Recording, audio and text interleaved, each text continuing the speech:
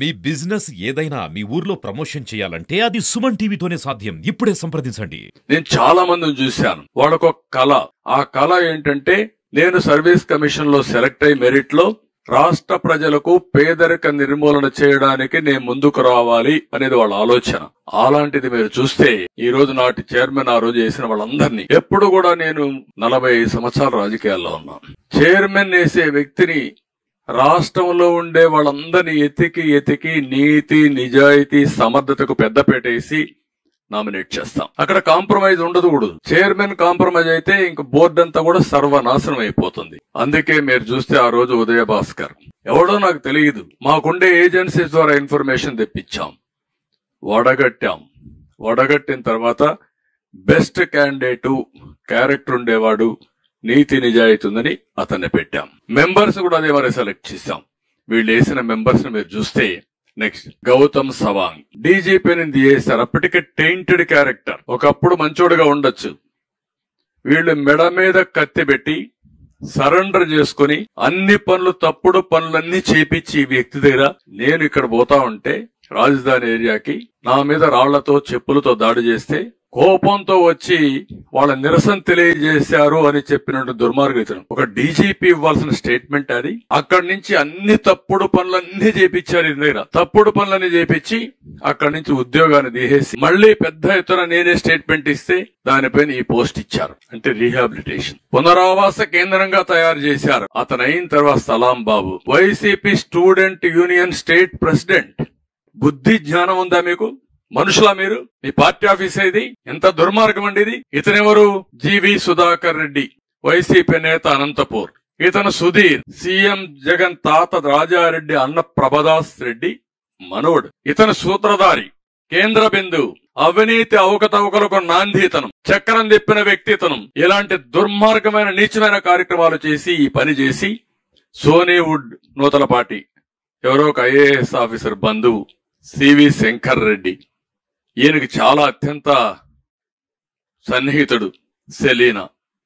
ఇలాంటి చెత్త మెంబర్స్ అందరినీ పెట్టి పిల్లల జీవితాలతో ఆడుకున్నారు. తల్లిదండ్రుల కష్టం, తల్లిదండ్రుల ఆశ పూర్తిగా నాశనం చేసే పరిస్థితికి వచ్చారు. ఇప్పుడు చూస్తే ఎంత ఇదంటే 18/31 162 గ్రూప్ 1 ఉద్యోగాలు నోటిఫికేషన్ ఇష్యూ చేశాం.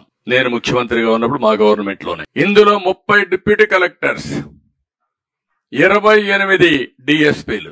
వైసీపీ పాలనలో ప్రిలిమ్స్ ఎగ్జామ్ జరిగింది 27/5/2019. మెయిన్స్ ఎగ్జామ్ 14/27 డిసెంబర్ 20లో జరిగింది. ఇక్కడి నుంచి ప్రారంభించారు. అంటే అంతవరకు ఉన్న సాంప్రదాయాలన్నిటికీ తిలోదకాలు ఇచ్చేశారు. అక్కడి నుంచి మీరు చూస్తే నోటిఫికేషన్ విరుద్ధంగా మాన్యువల్ మూల్యాంకనం కాకుండా డిజిటల్ చేశారు. రాజ్యాంగంలో మనం చట్టాలు చేస్తాం. ప్రతి ఒక్క అధికారికి అధికారం లేదు వైలేట్ చేయడానికి. చట్ట ప్రకారం పనిచేస్తే ఉంటారు, లేకపోతే వాళ్ళకి శిక్ష పడాలి. అవసరమైతే ఇలాంటి దుర్మార్గులందరినీ జైల్లో పెట్టి శాశ్వతంగా పనిచేస్తే తప్ప ఈ పిల్లల భవిష్యత్తు బాగుపడదు. మొదటైతే వస్తే డిజిటల్ వాల్యుయేషన్ చేశారు. అభ్యర్థులు కోర్టును ఆశ్రయిస్తే 3 నెలల లోపల మాన్యువల్ ఇచ్చేయమని జస్టిస్ సోమయాజులు తీర్పిచ్చాడు. అది కూడా 21 అక్టోబర్ 1న. ఎంత కష్టపడ్డారో నేను చూశాను. ఆ స్టూడెంట్స్ ని, నిరుద్యోగుల్ని. పిల్లర్ టు పోస్ట్ తిరిగారు, రాజకీయ పార్టీలు అందరి దగ్గర తిరిగారు, మీడియా దగ్గరకు వచ్చారు. వాళ్ళు చందాలు వేసుకున్నారు అడ్వకేట్ కోసం. ఎక్కడికక్కడ పోరాడి తీసుకొచ్చారు. అన్యాయం జరిగిపోతా ఉందని పోరాడి తీసుకొచ్చారు. ఈ రోజు రేపు ఉంటుందనే ధ్యాస కూడా లేదు వీళ్లకు. అక్కడి నుంచి 21 డిసెంబర్ 5న మార్చి 20 వరకు మంగళగిరిలో హాయ్లాండ్ లో మాన్యువల్ వాల్యుయేషన్ కోసం ఇతనే ఆర్డర్స్ ఇచ్చాడు. నెక్స్ట్ ఇతను ఆర్డర్స్ ఇచ్చాడు. తర్వాత గౌతమ్ సవాంగ్ వచ్చాడు, విజయ భాస్కర్ ను పంపించారు. ఇక్కడికి వచ్చిన తర్వాత 2020 డిసెంబర్ ఫిబ్రవరి మాన్యువల్ వాల్యుయేషన్ ఫలితాలు తొక్కుపెట్టి గౌతమ్ సవాంగ్ చైర్మన్ అయిన తర్వాత మళ్లీ వాల్యుయేషన్ చేయించాలి అనే దురాలోచనకు తెరలేపారు. వాల్యుయేషన్ అయిపోయింది. వాల్యుయేషన్ అయిపోయిన దాన్ని రహస్యంగా దాచిపెట్టి మళ్లీ రెండో వాల్యుయేషన్ చేయాలని ఈ ప్రబుద్ధుడు గవర్నమెంట్ కి రికమెండ్ చేశాడు, నిర్ణయం చేశాడు. అక్కడి నుంచి ఏపీఎస్సి 39 మొదటిసారి వాల్యుయేషనే. అంటే ఇక్కడ మీరు గుర్తుపెట్టుకోవాల్సిన డిజిటల్ వాల్యుయేషన్ చేయడం తప్పు, అది మొదటి వైలేషన్. డిజిటల్ వాల్యుయేషన్ చేసిన తర్వాత మాన్యువల్ వాల్యుయేషన్ జరిగింది. అది తొక్కి పెట్టి మళ్ళా ఇంకొక వ్యాలిడేషన్, మళ్ళా మాన్యువల్ వ్యాలిడేషన్ చేశాడు. ఇవన్నీ కూడా ఏ విధంగా దాచిపెట్టారో కోర్టుకు కూడా భయం లేదు వీళ్ళకు. అఫిడవిట్స్ వేస్తే ఎప్పుడో ఒకసారి తగులుకుంటే ఏమవుతా అని భయం లేకుండా విచ్చలవిడితనంతో తయారయ్యే పరిస్థితి వచ్చారు. ఆ ఎవిడెన్స్ ఇప్పుడు నేను ప్రూవ్ చేస్తాం. నెక్స్ట్ ఇక్కడ చూడండి, రెండో వాల్యుయేషన్ జరగలేదని కోర్టుని మిస్లీడ్ చేశారంటే పరిదెగించిన ఉగ్రవాదులు. సుమన్ టీవీలో మీ పర్సనల్ అండ్ బిజినెస్ ప్రమోషన్స్ కోసం కింది నెంబర్ కి కాంటాక్ట్ చేయండి.